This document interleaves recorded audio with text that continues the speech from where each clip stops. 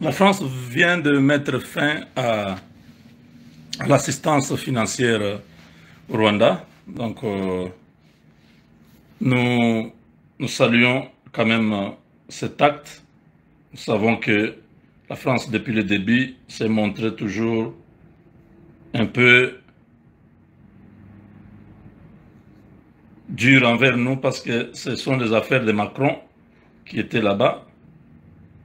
Et là, la France est dans une difficulté énorme. Ils ne peuvent pas faire autrement. Ils ne peuvent pas continuer à soutenir. Suivez. Merci Madame la Présidente, Mesdames et Messieurs les députés, Madame la députée Clémence Guettet.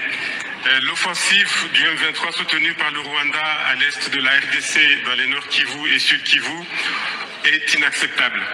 Elle viole le droit international, la Charte des Nations Unies, l'acte constitutif de l'Union africaine et a des conséquences humanitaires dramatiques dans une région qui compte désormais près de 7 millions de déplacés. Elle porte enfin atteinte à la stabilité de l'ensemble de la région. La position de la France est ferme. Nous condamnons l'offensive du M23 et le soutien du Rwanda. La position de la France a été constante. Nous le faisons depuis plus de 2 ans, notamment au Conseil de sécurité des Nations Unies.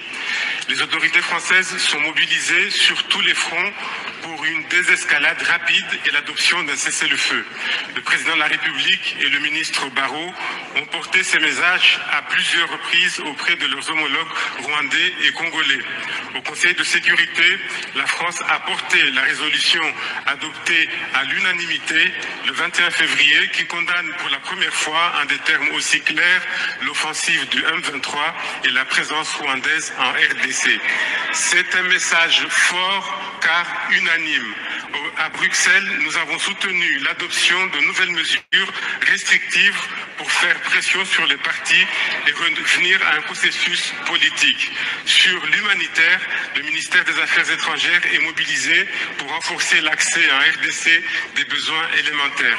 Sur la question de l'aide au développement au Rwanda, nous avons mis en pause la signature de nouveaux projets. La priorité actuelle va à l'établissement d'une solution politique.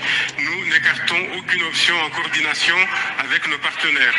La solution à ce conflit ne peut être militaire, elle doit être diplomatique et la France apporte son plein soutien aux processus régionaux de médiation en vue d'un cessez-le-feu, d'une reprise du dialogue politique. Merci Monsieur le Ministre. Donc voilà, vous avez suivi, on a mis pause, donc on a suspendu, ce sont des termes français, pause ou suspendu, c'est la même chose. Donc l'argent qui devait aller au Rwanda, plusieurs millions de dollars pour l'aide au développement, ne sera pas envoyé.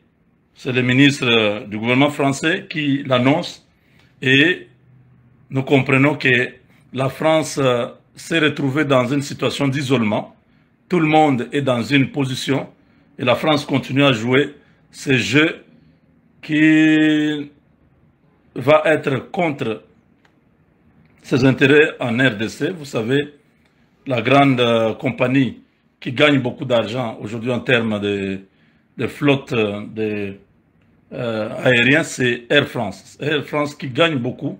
Chaque mois, ils sont autour de 30 millions de dollars juste avec l'avion. Une seule rotation sur Kinshasa par jour. Il y a Orange qui fait près de 20 millions de dollars de recettes chaque mois. Il y a Total. Bon, je n'ai pas les statistiques. Mais à prendre seulement ces 3 entreprises, vous voyez déjà que la France fait beaucoup d'argent chez nous. Si il continue à faire semblant, il sera obligé par les autorités congolaises de notifier la fin des activités francophones ou françaises plutôt chez nous. Et on pourra demander à la France de ne plus faire passer son avion sur notre territoire. Ce sera beaucoup de manque à gagner. Donc voilà, mes chers amis, la pression que nous tous nous apportons, j'aimerais que ça puisse continuer